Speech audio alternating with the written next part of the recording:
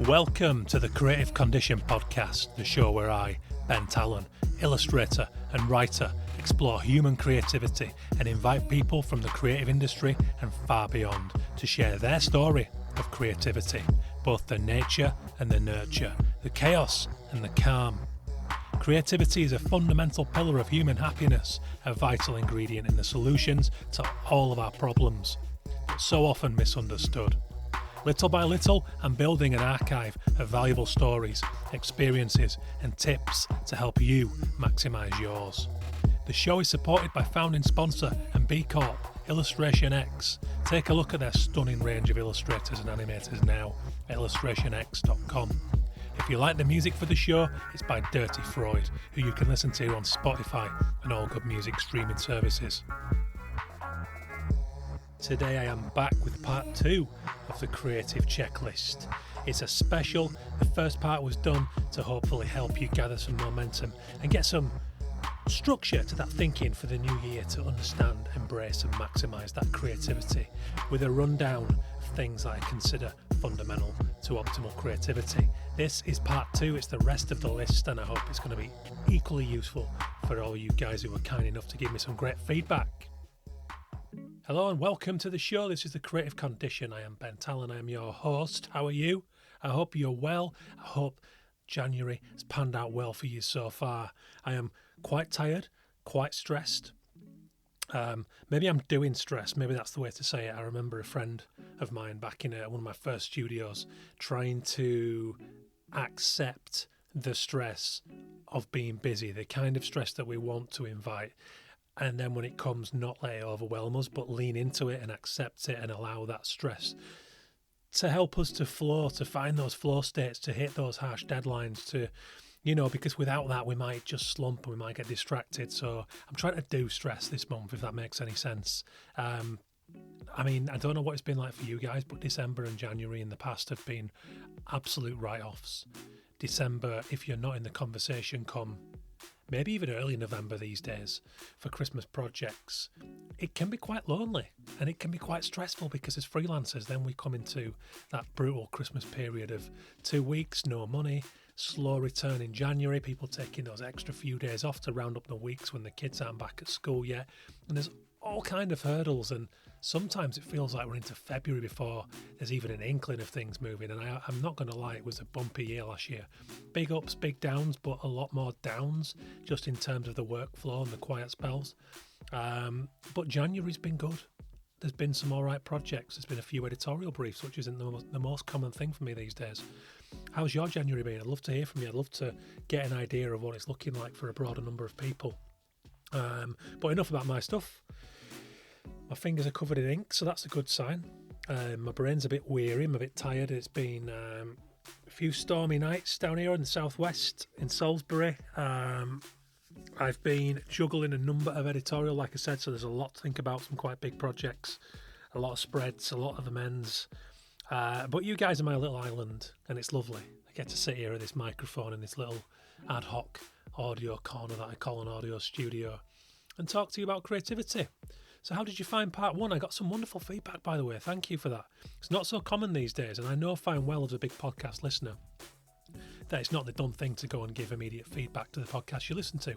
I have my list. I have my wrestling podcast, I have my football, politics occasionally. I've been listening to The Rest is Politics recently. Interesting stuff. The Leaders episode with Angela Rayner. Big recommend. I immediately emailed Angela Rayner about coming on the podcast, and I know it's frankly unlikely to get the Deputy Labour leader on, but her story and her thoughts on education, it just chimed with a lot of the things I'm always banging on about. I'd love to make that happen, so if anyone knows Angela, help me out. Anyway, I'm not going to bang on too much. Thank you for listening to Sarah Boris. I got really good numbers and lovely feedback. I'm not surprised. I mean, that conversation was it was a heart warmer, it was a fire stoker, it was a real inspirational one for me. So thank you for those who took the time to share that, and Sarah's been very generous in sharing it herself. It really helps when the guests get involved to get the numbers up, so that was a fun one, talking about activism, talking about her Care Bear phase, her chopping and changing in early life, moving countries, and about freedom of movement. Really interesting human, fantastic artist, big inspiration. If you missed it, go back and listen, episode 209. But let's get into it. But first of all, not without a thank you to the sponsor, founding sponsor of the show, as you well know, illustrationx.com. For all their global range of illustration and animation portfolios, head over to illustrationx.com right now. So here we go, part 2 of the creative checklist. Why am I doing this? I'm doing this because in the process of writing the Creative Condition book, which is going to be out on the 28th of March, all you lovely Kickstarter people will be getting your copies late Feb.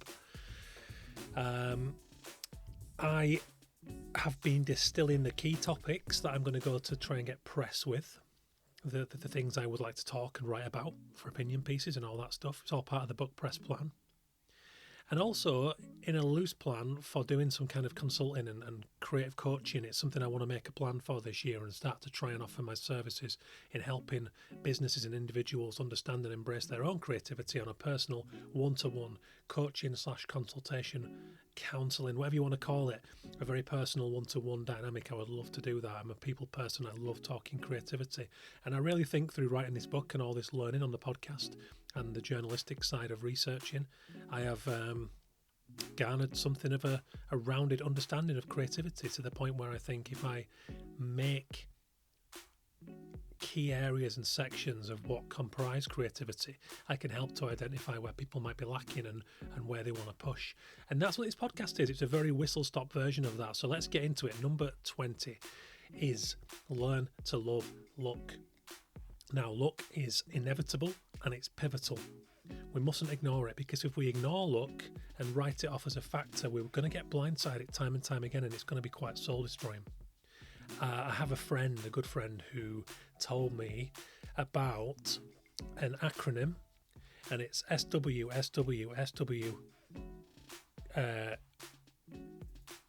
Hang on, I've got this mixed up. Anyway, it stands for some will, some won't, so what, next. There we go, yeah, SWN. So it's some will, some won't, so what, next. It's a mindset, it's a psychology, and it's something I embraced a long time ago. And I will go one step further and say that my willingness to invite luck, my joy at the possibility of luck happening to me, has been something of a driver over the years. I've become quite addicted to pulling off unlikely goals. Maybe that sounds arrogant, I don't know, it's not arrogant, but what it is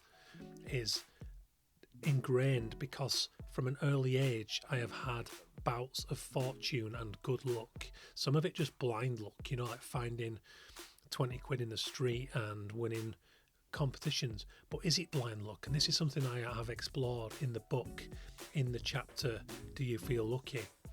Because I think it's really important, especially as freelancers, and especially because we're doing something that is an extension of self, that being creativity.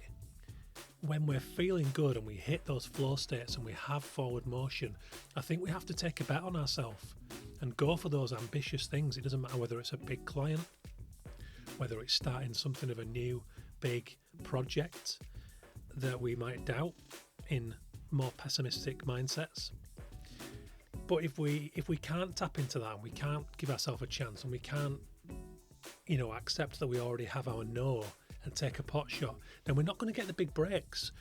And don't get me wrong, what I've done in the book is I've defined that I have identified and described the difference between chance being the external influences that create the odds for fortune coming to us, and then there's fortune, which I define as good things that happen to us that are partly out of our control. Because you can influence fortune, you can have forward motion, you can hassle, you can hustle, you can be out there, you can be putting your name in the hat to invite luck.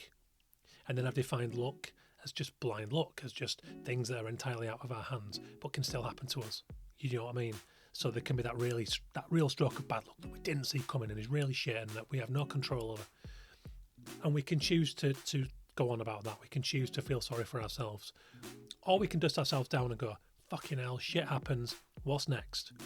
Because my point is, the sooner that you are out of that self-pity mindset and you are attuned and back to being optimistic as your grounding, the sooner you will see the next bit of good luck that might come your way, or you might invite the next bit of fortune. Your eyes are open to opportunity, if you know what I mean.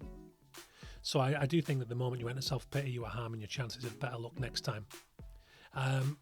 We can encourage good fortune by being as good as we can be, being nice to people, seeking opportunities, playing the game. Then when it comes, it's fortunate, yeah, that could have happened to somebody else. Maybe somebody else was also doing all those things. But by not doing those things, we're certainly going to lessen the chances of good luck. So what's your baseline? Are you optimistic? Because optimism is a huge factor in the right kind of success and good fortune. I don't know if you guys watched Derren Brown's The Secret of Luck, but it's a fantastic watch. It's free on YouTube, legitimate one. Go and watch it.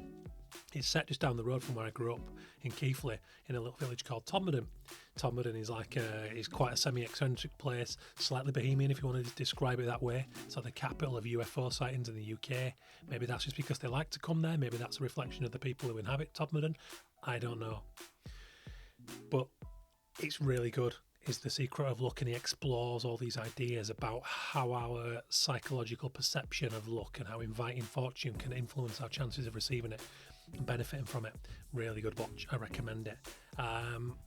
On episode 154 of this podcast, I interviewed Alan McGee, the ex-Oasis manager and founder of Creation Records, and we discussed luck on that episode, and he had this to say about signing Oasis just before they broke big.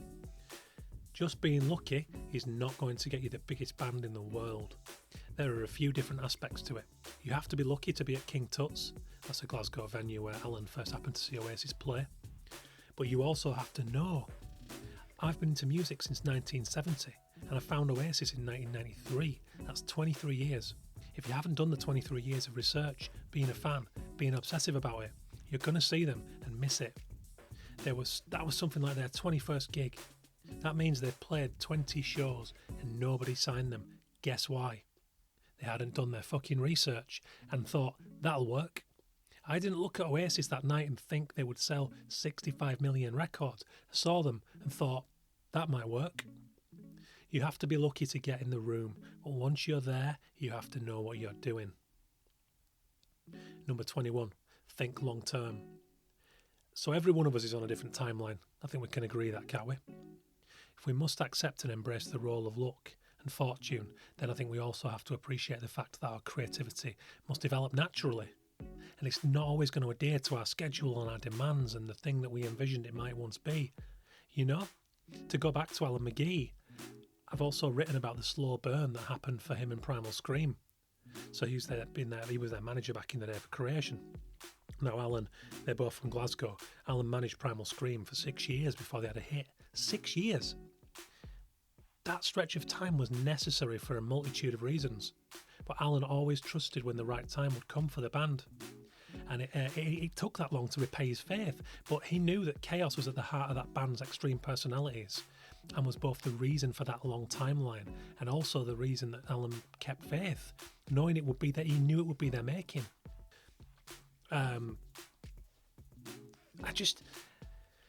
Luck makes people angry. You know what I mean? I see this time and time again, and I see resentment of people who've maybe got somewhere or had something that somebody might want, and there's resentment that creeps into that. But I think when you consider luck and good fortune, we shouldn't see it as a negative either way. I mean, don't get me wrong, when you get bad fortune, you get bad fortune. I've got a leak in my roof right now. I can barely afford to pay the building bill that's going to come from it. It's really shit. But what's the point of me sitting there feeling angry about that all day? You know what I mean? If I'm back to being foundationally optimistic and putting myself in good environments, much like Alan McGee in that room, and thinking longer term, then I trust that the work will come because of that happy mindset that will thrice 4 times over pay for that bill. I have to. I'm a freelancer. What choice do I have? It is worth saying that there's not always a payoff. No amount of hard work or faith guarantees us anything. Like I said, the luck can be bad and there isn't a lot we can do about that other than accept it. But we can adapt and improve the way we respond to adversity. And also another thing to this is how else would we eliminate the stuff that isn't right for us? I mentioned before, about Annie Atkins. I think it was on part one of this. I talked about seeing someone who was an awesome graphic designer for film and knowing I couldn't be that. My personality wouldn't set me up well for that, and accepting that was very cathartic, so I was able to let it go, along with other failed projects, Quenched Music. I recently talked about Quenched, which I was creative director of. It was my own company. I founded with Dirty Freud. Danny Skerritt does the music for this show. We did it together to get into music and work with the bands we wanted to work with. He was writing, I was making art. Together we made a little music agency, and it opened so many doors for us.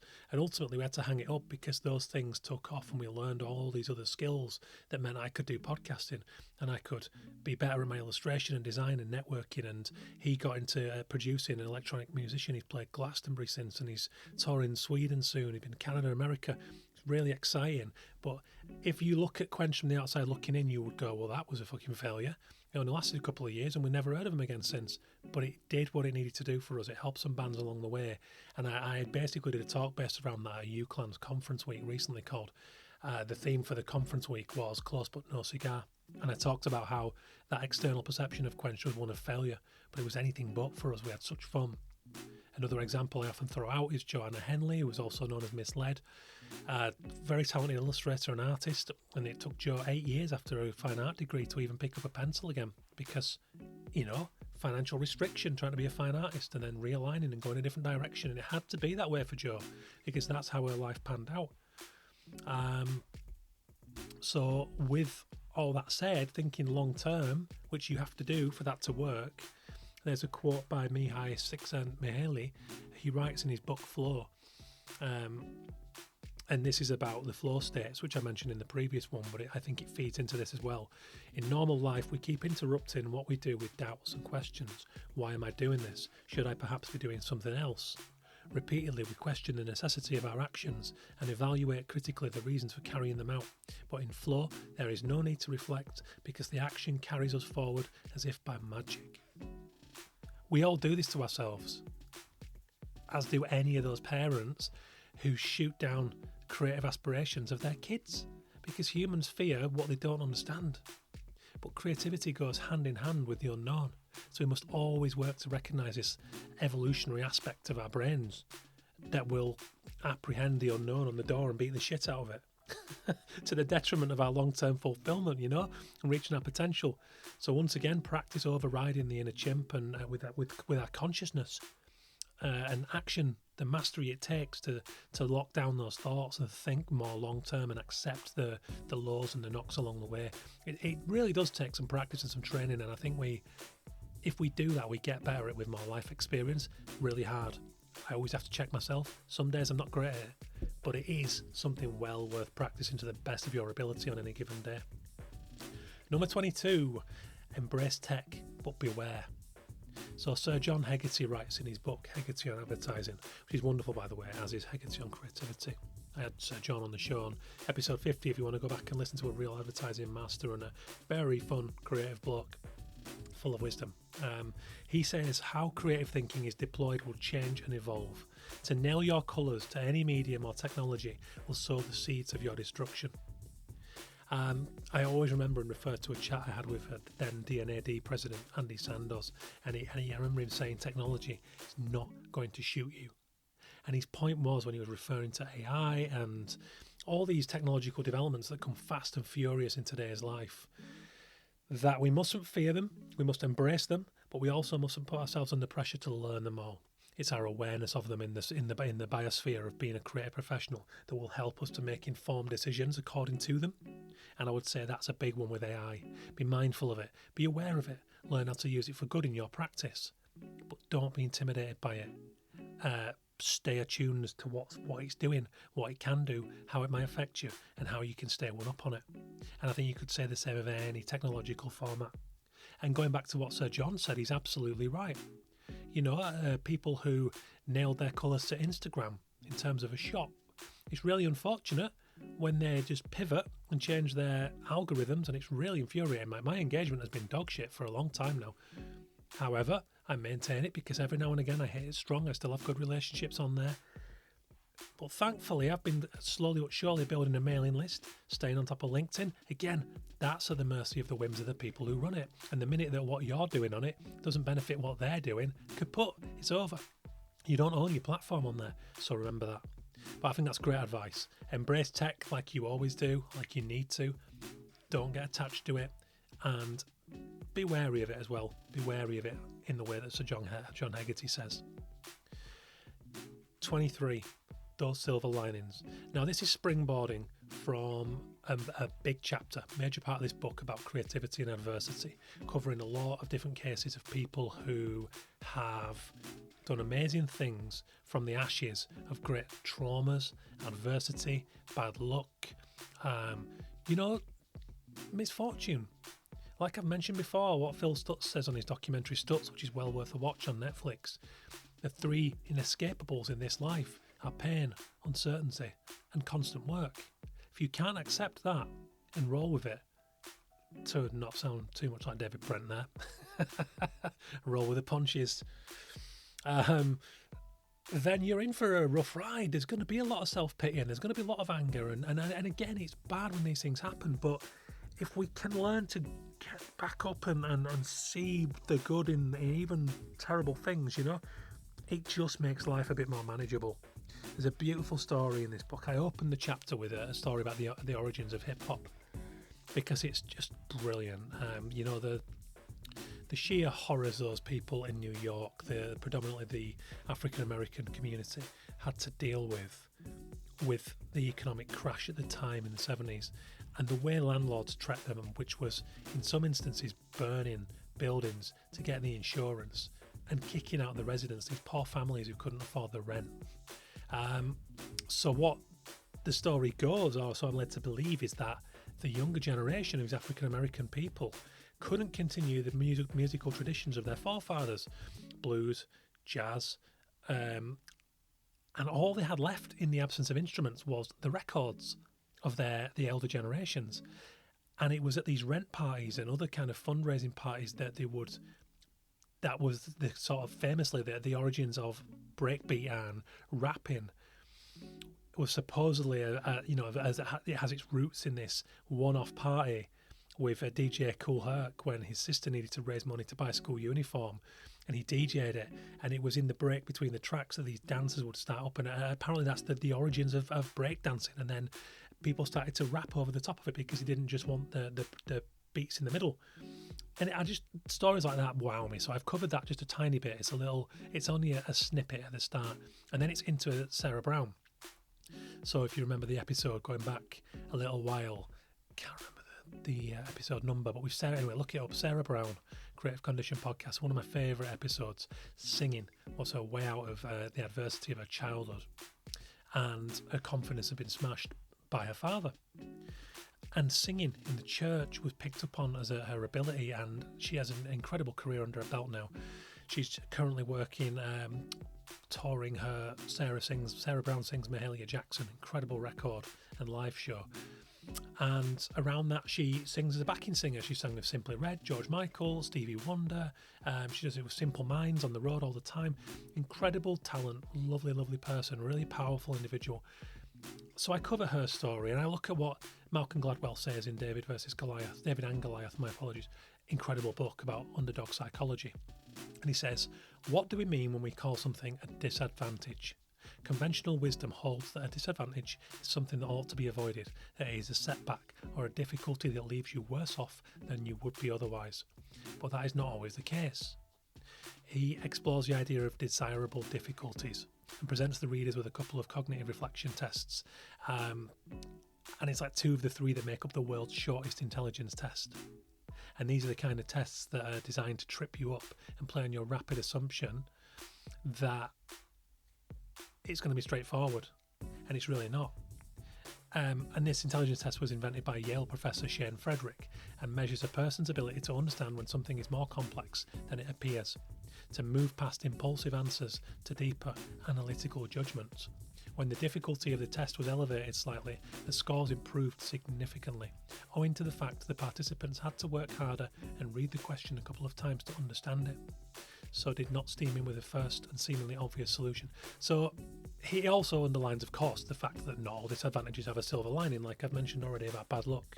He says that feelings of demoralisation and inadequacy, for example, can negate more positive qualities such as hard work, curiosity, and skill. Some stuff is a part of life and it's shit, like we've already said. But there are other examples that I've covered. So, for example, Chuck Palahniuk, who wrote Fight Club, got punched in the head. And he talks about this, and I think it was on Joe Rogan's podcast. He talks about how prior to that incident, really unnerving him and having this bad experience, a random group of people chased him on his bike and walloped him. And before that, he said he was very much a bad parody of Stephen King and other writers of that ilk. But after that, he began writing in this punchy, stripped back, raw fashion, and it's really become his go-to. It's what made Fight Club, it's what made him a best-selling author on many, many occasions, and I love stories like that. So again, it's not about going looking for adversity because you can't engineer this stuff. It's not about saying that, misfortune is good or we should ever look for, welcome it either. But what we should welcome and work for is a mindset that when it does come, which it will in our lives, we have more power than we know to work with it and look for what we might take from it and move past it. It goes without saying that not everyone can be Chris Halenga. Paul Lass, who in her early 20s was diagnosed with terminal cancer, but has since set up charities and initiatives and done incredible work for other people who are terminally ill and used her life to really live each day, and she's well surpassed what doctors said she would have to live. It's heartbreaking stuff, but she's an absolute force of nature and an inspiration. No, not everybody can be that, no, and nor should they be. But Chris is one of a kind, and it really just, when you hear stories like that, it makes you well up. It's incredibly powerful stuff. So, like I said, not everyone can be Chris, and what I'm referring to is the lighter end of the scale, in our day-to-day businesses. The spilled drink, the shitty social media comment, the client ghosting. It's about assimilating that stuff as all part of where we're going and what we're doing, and learning to feel that pain and then use it. Anyway, that's the tip, is look for those silver linings. Number 24, spend time getting to know your individual requirements. Now, I say this because I had a wonderful conversation in a recent episode with Ben Mottershead, who is autistic and has ADHD. And we talked about that, about neurodiversity. And Ben talked about the best setup for his strengths within a working environment, about partners to support him in the things that he isn't good at and isn't wired to do well, but also about getting the best out of the tendencies that, for example, his ADHD brings. And he attributes the high percentage of neurodiverse people, particularly ADHD, in the creative industries, in part down to the rapid reward frequency that we get with design, for example. All day long we're hitting mini goal, make a change, send that email. It's a high frequency of immediate rewards, and he talked about that as opposed to studying for one test for 3 weeks, which he absolutely cannot do. And I love that.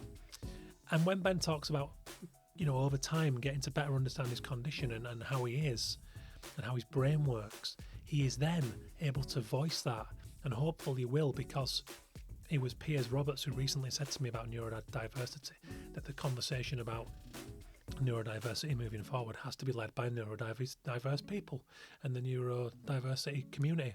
I think that's absolutely right. But if people like Ben can find it in them to share these stories and to help us all to understand a little bit better about what might be happening for a person, we can factor that into our workplaces. We can make decisions in our own working environment to make sure that our setup is absolutely well designed for that, to get the best out of it. And I think if you first understand yourself and you can articulate that clearly to others, it will only help that cause of making a more inclusive environment that is going to be flexible, is going to be able to tweak it for those people.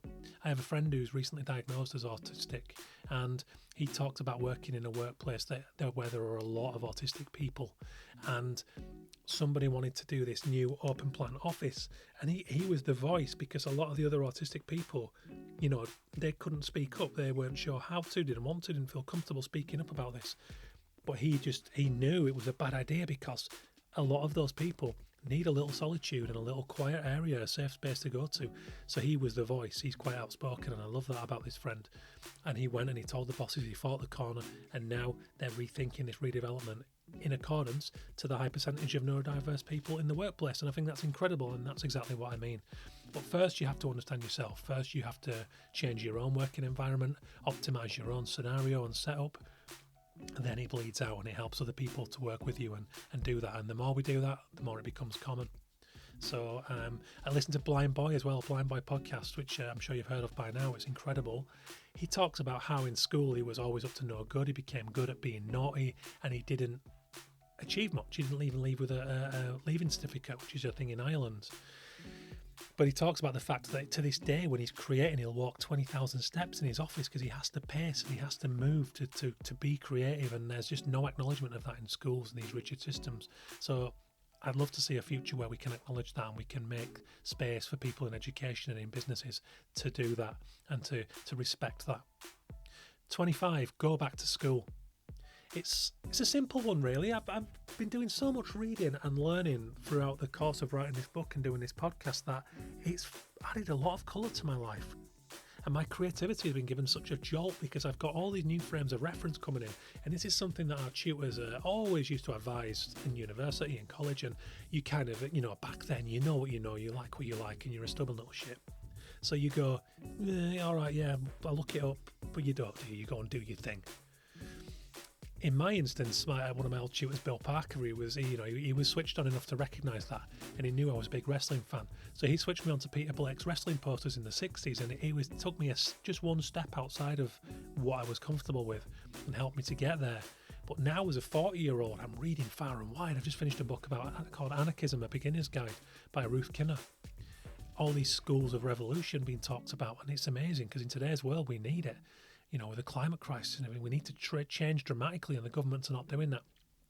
Don't get me wrong, I'm not going to be out there doing the stereotypical anarchist stuff, which, by the way, is not always the case if you read this book. But I'm learning about, subjects like that and about neurodiversity, and I just think it's really important to enliven our mind, and we can get stuck in these tropes of turning up to work, doing design, going home, thinking about design, getting up, going to do design being the one example I've picked out of the air, of course. But what are you learning about? What are you enthused about? And don't just do this to be better at design. It's like, do it because it's interesting and you enjoy it. And it's amazing how that comes back out of the subconscious when we practice creativity. There's a lot of conversation actually within this anarchist dialogue about creativity and how children learn far better through experience rather than obstruction, which referring to the traditional education system as being something that perpetuates inequalities, social economic differences. Kids from working class backgrounds famously not getting the opportunities in education and the arts like they once did. For example, do you understand the difference between being intellectual and intelligence? I keep going back to this school thing, but I felt stupid for a long time after school because I was taught to believe that because I wasn't intellectual, I wasn't intelligent, and the two are very different. So go and look up the definitions if you haven't already and get a good understanding, because chances are you, like I, being an artistically inclined creative person, you might not be, but if you're listening to this podcast, you probably are. You probably felt a bit stupid at school too. And I think that's down to the mis-selling of intelligence. So go and look up the differences between the two, because intelligence does not relate to knowing facts and being well read on a subject. It relates to our awareness and our engagement with the world around us and how we can respond in real time, Very, very interesting stuff. So this year, my tip is to go and actively go back to school. That might be 1 hour's reading a week on a topic you might never have thought of. Or it might be going and learning about a board game that your mate's playing that's cool. It doesn't matter. There shouldn't be pressure on this stuff. It's all about fun. So I just think, be aware of what school did to your psyche and your understanding of self and your intelligence. Go and put it right. Number 26, fuel up on dirty energy. So replacing, this is a big thing that I would love to see, and this is to do with not kicking kids out of school when they misbehave and not demonising certain types of young people who've had trouble starts in their lives. Thinking predominantly of the sort of people who are a part of Bike Storms, if you listen to that podcast episode recently with Mac Ferrari and Jake 100. I think we should replace the word naughty with a need, a driver, a brief. So when I look at my kids, on a bad day if they're acting up, I don't shout at them, but I might be a bit cranky. I might sit them back on the chair and give them a book or give them a toy or put the telly on for 20 minutes. Thankfully, there are a lot more good days than bad, and on the good days, I will consider that behaviour, take the word naughty out of it, which is surface deep, and replace it with a need. So are they not being naughty but being curious? Are they being frustrated? Are they being sensitive? Are they having a hypersensitive day? Because my kids are very highly sensitive, much like my wife and I. It was inevitable, really. So when they're bawling and they're making a mountain out of a molehill, I don't step in and go get a grip. I think about the need. I give them a cuddle. I talk to them. I ask them, and I acknowledge the big feelings, and I work with them, and I get them back on an equilibrium. And then I try to talk to them about why that happened and how they might not respond quite so sensitive next time. How they might breathe deep, come and talk to me, come and have a bit of love. Very interesting stuff. Dirty energy is something I refer to as the negative emotion spectrum and the drivers we get from that. Injustice, anger, frustration, all those needs. Use that for your creativity. I talked to Abby Lucas, who's a drama and English teacher, in the book The Creative Condition, about the naughty kids being at the door for their dance class. I'm hoping to get an interview soon with Dance United in Bradford, who work with kids who've fallen into the criminal justice system and use dance as a medium of rehabilitation to remind them they can succeed, to teach them tolerance, teamwork, empathy, instinct. It's amazing. I think these projects are amazing, and I wish we could make them nationwide and really work with young people. A good friend of mine, Shane Gall, he learned his tech skills and he learned to build computers, personal computers from the ground up, through a desire to play Championship Manager now Football Manager on a computer that could run it. He was so frustrated that he started dismantling the machines and learning how to replace certain parts by messing about with people's old PCs that they threw out of the house. Learned how to do it. He built our first family computer, real Frankenstein's monster from trade parts. Real dynamo, web developer now, really talented guy. But he was naughty at school. He was always kicked out of RE because we went to a Catholic school and a lot of us weren't religious, so we didn't really give, a shit about what we were being taught in that lesson. Quite naive looking back. There's a lot of good stories in religion, but Shane was always kicked into the deputy head's room, where the deputy head heard he was good at tech and had him doing all his spreadsheets and everything. So there are lovely stories like that. And Sean Ryder, Happy Mondays frontman I talked to, talks about his mentor Tony Wilson, who loved that dirty energy among the Happy Mondays because he considered them to be a little gang, and he got them in the record studio where they could thrive. Got them making records well before they were ready to make any records, by Sean's own admission, but he just wanted to foster that prickly energy and use it. So that's what I want you to do. Think about what pisses you off, think about that anger, and then think about what instrument of creativity you might pick up and how you might express that. Very, very healthy thing to do. Big one for this year, going into this tumultuous year. Number 27, design your own theatre. So I had an experience come out of Harry Potter and the Cursed Child, which I went to see, which is absolutely fantastic, by the way.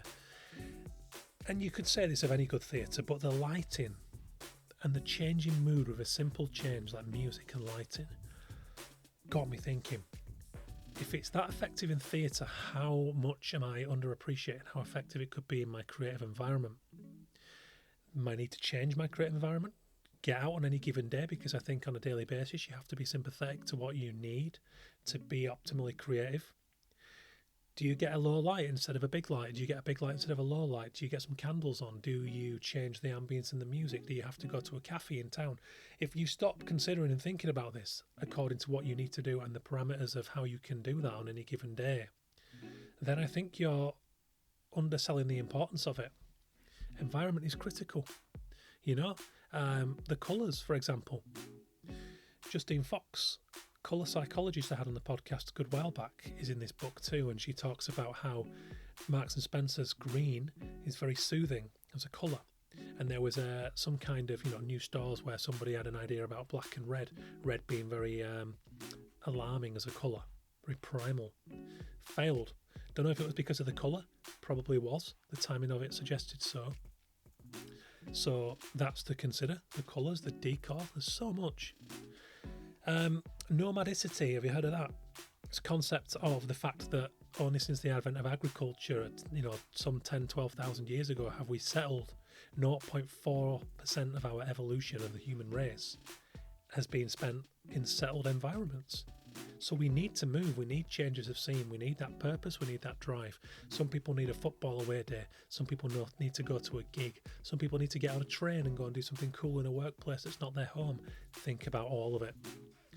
Chuck Palahniuk again, he talks about his working environments and he says, the more I can sit around and eavesdrop, the fresher the stuff will be. If I want to create work that people can sit and read in crowded airports and on crowded airplanes and in all these horrible, distracting circumstances like hospitals, then I need to create it in those circumstances. One of my favourite places to work are hospital emergency room waiting areas. People aren't allowed to watch television, so you don't have a dominant form of media. Everyone is under stress and there are always comfortable chairs. You get to be around all these people talking to each other, so you're hearing language. If I need a guest shot or a physical detail and I'm in an airport or hospital, I can look up at 200 or 300 people. I love that. It's so good. Olivier Kugler is covered in the book. He spent time in refugee camps and with ex-mafioso supergrasses and all these people to get his amazingly frenzied, loose, expressive stories, his reportage. It's amazing. I used to go to the woods during lockdown. I think overexposure to urban environments and lack of trees and greenery is clinically proven to lower our mood. Something about our connection with nature. We need to be sympathetic to that. 28. Find your tribe. Who are your people? I've noticed that we're still coming around from the ills of the pandemic, and too much isolation is really harmful to our mental health and creativity. Even if you're introvert and you're really sensitive, you still need positive social relationships, and pretty regularly. At Off Festival last year, I'm going back this year to interview Stefan Sagmeister on the Friday night, April 5th, if you're going to be there. It was incredible, the buzz and the inspiration and the shared love of creativity through all kinds of people, some really quiet, some loud. It was just a wonderful coming together of people. And Hector told me on the episode I did with him recently that people were crying when they came back after the lockdown to do Off Festival again, and people were begging him during lockdown to find a way to make the festival happen because it means that much to them.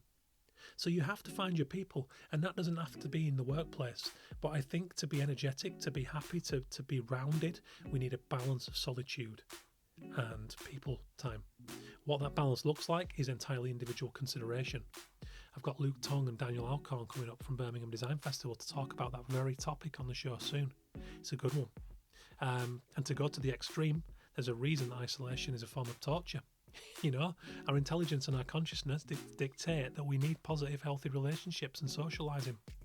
We're lucky in this industry because we've got this shared passion that brings people together, and people are willing to just come together and meet over our creativity. That's awesome. I always laugh about it, but I say that dentists probably don't do that. Maybe they do. Correct me if I'm wrong, because I'd love to go to one of those meetups. 29. Avoid bad news cycle. Just avoid news cycles 24/7. It's so vitriolic and toxic out there, especially on Twitter, when you've got pricks like Joey Barton just stirring up hate, and it gives us a vision of the world that I think is a little inflated, in that it's all awful and toxic and bilious, when the fact, the evolution of the human brain we have negativity bias, right? That's scientifically proven. You can have 20 lovely things to you said in a day, but if somebody shouts wanker at you on the way home, you're going to go home pissed off and talk about that. Remember that. Don't pay too much attention to the fight or flight instinct, and get used to recognising when it's valid, when there is an immediate threat, or whether it's that evolutionary part of your brain screaming at you, inflating something to make you action what it perceives as an immediate threat, when all it is really is some dickhead with a keyboard who should be banned from the internet. Be careful. And if you need a real tonic, go and read Stefan Sagmeister's Now is Better. And that's my last tip. Think long term, be optimistic. Now is better. Don't get me wrong, the world's in a shitstorm right now, but it always was to some degree. And what Stefan wanted us to do with his book Now is Better is to look at the long-term trajectory of humanity. The amount of countries that are democratic as opposed to 100 years ago. Famine, hunger. The big picture, the long stretch, it's better. Of course there are wars. There's the climate crisis, which keeps me up at night and freaks me on a daily basis because it so desperately needs a lot more attention. But there's a lot to be optimistic about. And that's my last tip. I want you to go and find out why you should be optimistic. and how you can handle those fears. Because really, truly, if you're optimistic, if you're happy, you're going to be a better creative and you're going to stand a better chance of making a difference to the things that matter and the things that you care about. So no matter how bad things are, there will always be awful things in this world, don't get me wrong. As long as humans are in it especially. We are far better positioned to address them from a place of happiness and optimism. So work hard to get there. Look up positive news. Talk to good people. Go for that beautiful walk. Make the work you always wanted to make. I hope this has been of some use. Thank you for listening, guys. We've got Luke Tong and Daniel Ancorn coming up very soon from Birmingham Design Festival. I was going to reel a load off and I've gone blank. I'm tired. I'm sorry. Got good stuff coming up. Get me any questions. If you want me to respond to a question in an episode, that's something I'm doing now. Let me know. Thank you so much for listening, guys. Back next week. Do share, do subscribe, do review, please. It helps a lot. Take care, guys. Stay creative. Thank you to the founding sponsor of the show, illustrationx.com. Check out the global range of illustration and animation portfolios now. Love you all. See you in a bit.